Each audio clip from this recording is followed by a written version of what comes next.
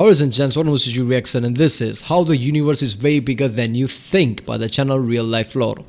Yeah, this is RealLifeLore video. This is gonna be fun. He always thrives at the topics like this.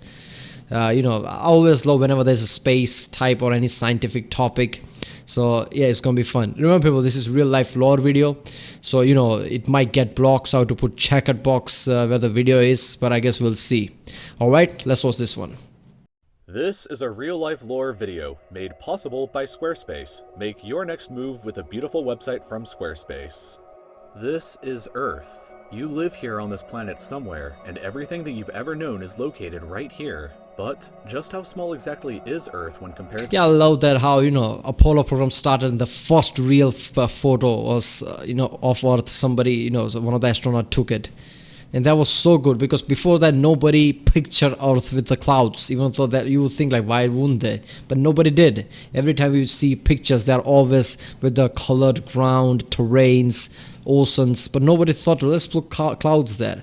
Somebody, some of the astronauts take the real picture of the Earth, and the first Earth picture was there, and that astonished people so much that lots of organizations, lots of I guess environment agencies, all these things started after that photo, after just in a few span of years.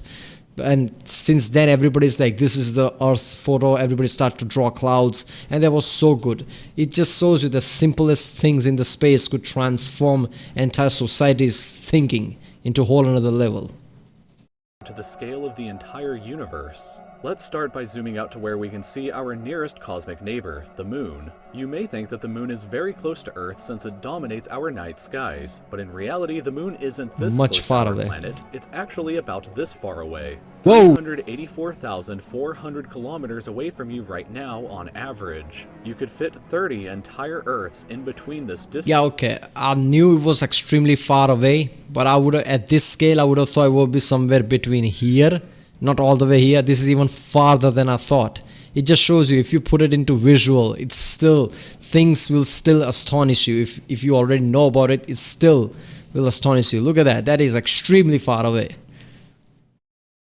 And if you somehow were able to drive a car at a constant 100 kilometers per hour speed, it would take you about 160 days to drive the entire distance. Despite this incredible distance, however, 12 humans have actually set foot here, representing the furthest away that any individual human has ever been away from the Earth, and one of humanity's greatest achievements. No, I don't think the people who landed on the moon, they are not the farthest people that ever been.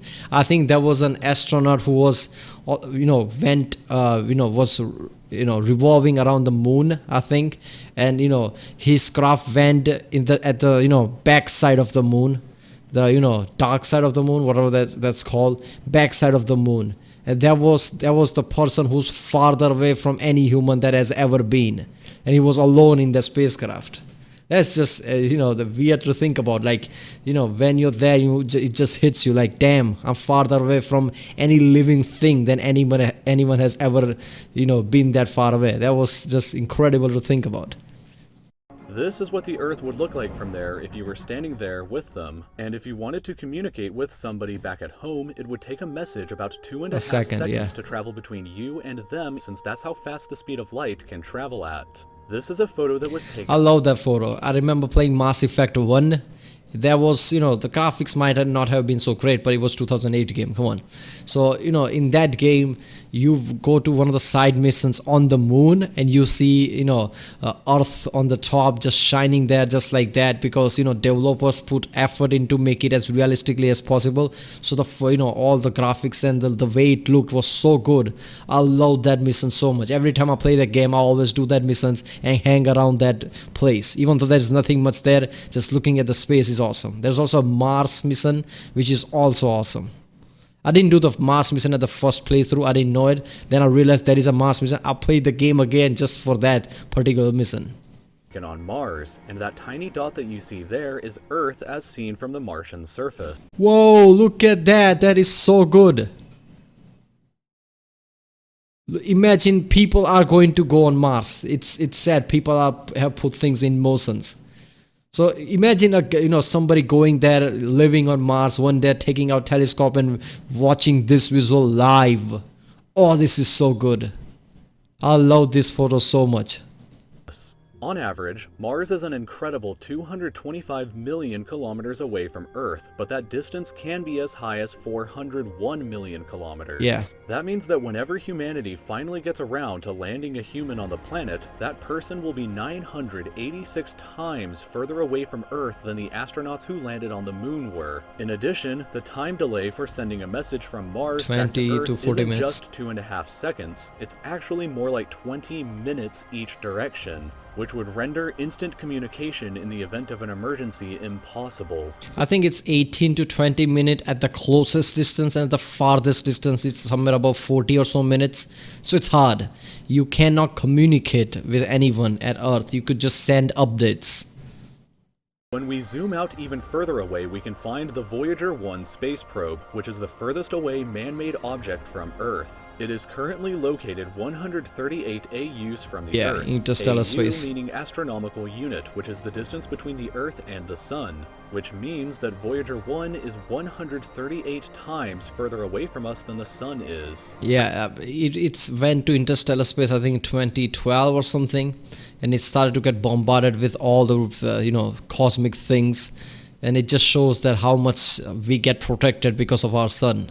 At some point on its long voyage, Voyager 1 turned its camera around and took this photograph. It may not look like much Speck at of first, dust but in my opinion, this is the suspended on a greatest sunbeam. single photograph ever taken in all of human history. This tiny, pale blue dot is Earth, and I don't think that anybody has ever said something as amazing about this as Carl Sagan said awesome thing about this that was inspirational. But there's also a recent photo from the spacecraft we sent to Saturn. There's a photo that taken from behind of Saturn, and you could see a small dot in the distance. That is Earth. So that photo is awesome too. Sagan when he said, "If you look at it, you see a dot. That's here. That's home. That's us. On it, everyone you ever heard of, every human being who ever lived out their lives. The aggregate of all our joys and sufferings. Thousands of confident religions, ideologies, and economic doctrines. Every hunter and every forager. Every hero and coward. Every creator and destroyer of civilizations. Every king and every peasant. Every young couple in love. Every hopeful child. Every mother and every father. Every inventor and explorer. Every teacher of morals. Every corrupt politician. Every superstar. Every supreme leader. Every saint and sinner in the history of our species lived there, on a mote of dust suspended in a sunbeam." Yeah, that is so awesome, isn't it? I mean, that photo was so significant. It put things into perspective. Like, we like to think ourselves as we are the center of the universe. We are too big, and yet even in our own solar system, we are nothing but a speck of dust. Some creature coming inside of our solar system from the outside of the solar system, entering our solar system, would not even see our planet. They would have to look really hard to just see our planet. Voyager 1 is currently traveling at 17 kilometers every single second, but even at that speed, it won't break out of the reach of our solar system for another 30,000 years. Once we go beyond the solar system, we arrive in our interstellar neighborhood. Here we shift to the light-year unit of measurement, which is the distance that light travels in a full Earth year, or about 9.461 trillion kilometers. The star Proxima Centauri here is the closest other star to us other than our Sun, but it's still 4.24 light years away from us. To put that into perspective, if it was heading in the right direction, it would still take Voyager 1 over 70,000 years to reach it. 75. If you drove your car at 100 kilometers an hour like in our previous example to the moon, it would take over 6 times longer than the entire age of the universe. I don't understand this stat. Whenever I drive at 100 kilometers per hour, I feel like wherever I'm trying to go, it will take 6 times longer than the age of the universe wherever I'm trying to go. So 100 kilometers is not that fast, especially into this kind of scales. I don't understand this stat, but yeah, okay. Is just to finally get there, and it wouldn't even exist still when you arrived. When we zoom out even further, we can see the entire Milky Way Galaxy, inside of which Earth is located right here. This yellow dot is the furthest extent of humanity's radio broadcasts throughout history, which means that any possible aliens who live outside of this range are totally unaware of humanity's presence. It's complete silence outside of this yellow dot as far as we are currently aware, but the entire galaxy spans over 100,000 light years from end to end. There are over 100 Yeah, and it's just that, people are like, we've been sending radio waves for a long time now. Why isn't any alien or anybody contact us? Man, this is just our galaxy. And even in that, it's just small dot there. Small dot, that is the range of where our signals have gone. That's nothing. It will take extremely long time before anybody, if there is some alien civilization here somewhere, it will take extremely long time until they get our signal. And even if they do and they're still using the same technology as us, their signal will take even the same amount of time to reach us. So, if there is an alien, it will take long enough time for us to contact. So it's nothing. That signal is nothing. It's a small dot compared to our galaxy. 100,000 light years from end to end. There are over 100 billion stars and over 100 billion planets inside of our galaxy. But you have never seen the full glory of the galaxy at night, because 99% of the stars that you can see with the naked eye are limited to this small tiny region right here. But even this massive galaxy... Yeah, if you're trying to find our own center of the galaxy, Sagittarius A, it's harder to find. It's just certain time period of the year when you find it. It's extremely dim blob, because it's all the way here, and most of the things we see is in this direction. So we are surrounded by all the gas clouds and star that is blur out even our center of the galaxy. Is nothing compared to the rest of what's out there. Zooming out even further and we arrive at the local group of galaxies, a collection of 54 different galaxies that is about 10 million light years across. But zooming out even further and we can see the Virgo supercluster, of which the local group here is just a tiny segment of. There are at least 100 other groups of galaxies just like our own local group inside of here. Oh god, look at that. Right here, our human minds just go blank. We can't understand this scale. All the small dots that we can barely see is a galaxy. The stars inside is just ridiculous. This reminds me of one instance where there was an I think observatory where all the astronomers I think take privileged time to research certain areas. So they basically ask for time periods where they want to point at certain direction where they could research things. So in that observatory, who are the head of the observatories also has a certain privileged time where he just has the time. He could point a telescope in any direction he wants. So what happened is, one time one of the head of the observatory one time just said, what, there is this blank region where there's nothing there, it's empty, I want to point it towards that. And every other astronomer start to get pissy about, like, you're wasting precious time, why would you do that? I want to research this particular area, this is important, this this gas cloud area is important, this cluster is important, things like that. And everybody start to get pissy, like, why would you want to waste time into this empty region? They start to get pissy about it, and which pisses me off. Like, dude, this is where you discover things. This is the frontier. When you see a certain empty patch, that should be your first place to look for something. Like, oh, why is this empty? Is there something there? Let's look for it. That is where scientists thrives. That's where the discoveries happen. And these people get pissed about, like, why would you want to waste time looking at that particular region? And this guy's like, man, screw you. This is my privileged time. I'm going to look at that area. And people are starting to get more pissy about, like, just say, like, he's going to get fired and things and that because he's wasting time or something. So he looked at that area and he discovered one of the best thing any astronomers could hope for. He looked at the empty patch of the area and he discovered tons of galaxy in a great picture, because there was nothing there. It was empty patch. There was none of our galaxies, stars or gas clouds were interfering there. So it was clear, perfect picture of tons of galaxy. You could see dots and dots, and if you look closely, those dots are spirals and those are galaxies. Only 2 or 3 stars were in the way. You could see sparkly stars which are extremely close, so you can only see that, but everything is distance, far away galaxies. You could even see smidge of galaxies blurred out, because those were like 12 or 13 billion years, billion light years away from us. So that is one of the best picture anybody ever took, and everybody was pissy, like, why are you wasting time? It turns out he wasn't wasting time. He made one of the great discovery any astronomers could hope for. So that just reminds me, like, this is ridiculous. Every small dot for the distance and distance away are massive galaxies. Some of them are even massiver than our own galaxy. So the scale of the world is just mind-numbing.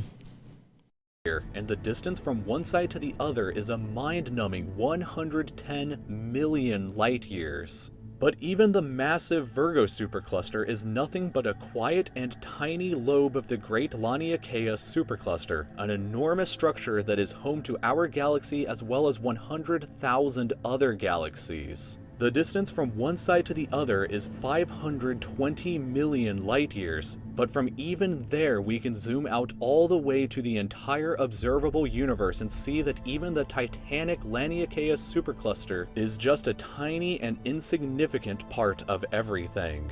This is the observable universe, and it contains everything that we know of. It is home to at least 2 trillion different and individual galaxies, which together that is contain ridiculous. more stars than there are grains of sand on the entire Earth. The distance from Earth to any side of the observable universe is 46.5 billion light years, which means that the entire width is 93 billion light years across. What's perhaps even more interesting, however, is what actually lies beyond the observable universe. Keep in mind that the observable universe is all that we can currently see, and it's entirely possible that the rest of the universe outside of it is vastly larger and more fantastic than we can possibly ever imagine. Yeah. We simply don't know what else is out there, because the light from these incredibly distant places has not yet had enough time in the universe's history to reach us yet back on Earth. And the light from some places may never reach us at all.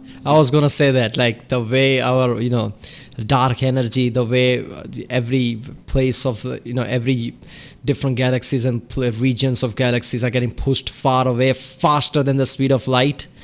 Some of the galaxies' light will never reach us, so we will never know about it. There will be a time where almost all galaxies will push away, so only thing we can see in the night sky is just our own stars, which is sad when you think about it.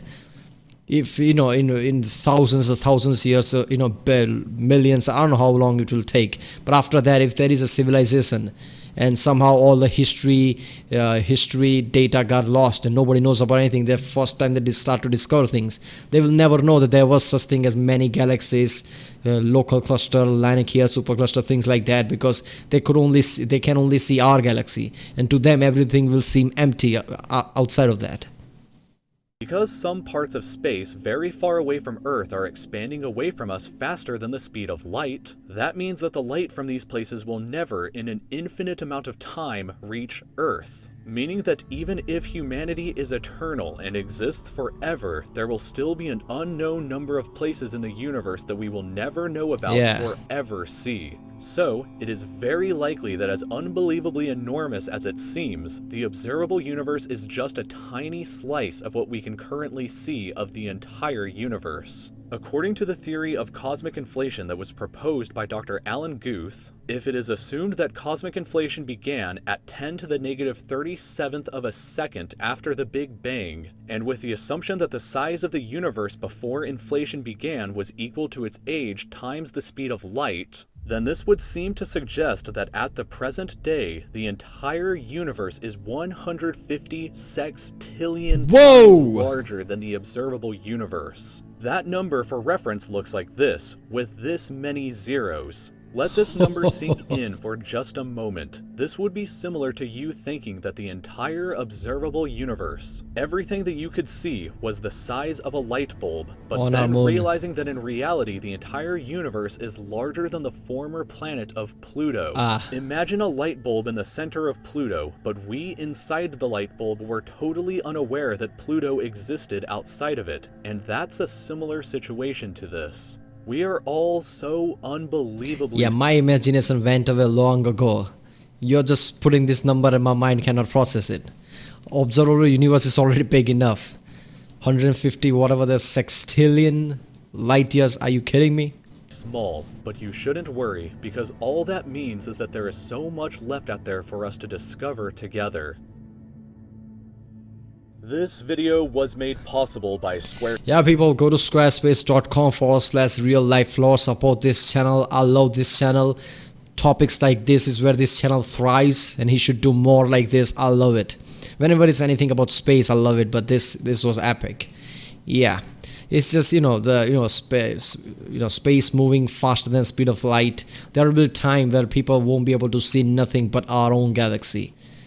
At the time, we're probably sure that our galaxy Andromeda would have been merged, so our galaxy would be much bigger, but still nothing outside of that people will be able to see it. So that's just sad. Alright, if you like my reaction, don't forget to subscribe. Check out the reaction. There's a link in the description. Check out the cast for the playlist, check out the end cards, and I'll see you next time.